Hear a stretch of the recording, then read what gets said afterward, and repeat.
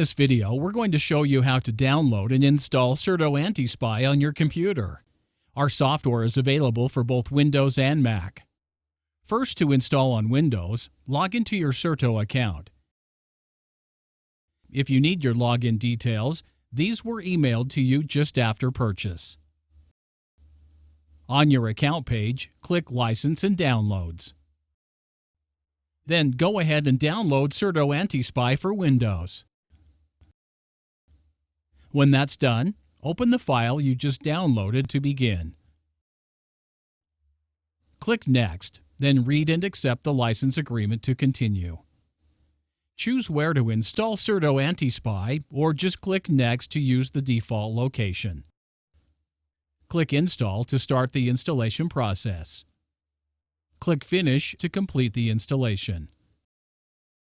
A shortcut to Certo AntiSpy will be added to your desktop.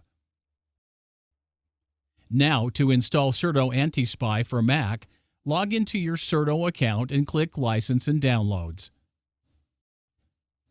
Then go ahead and download Certo AntiSpy for Mac. Once downloaded, open the file and click Continue to begin. Read the license agreement.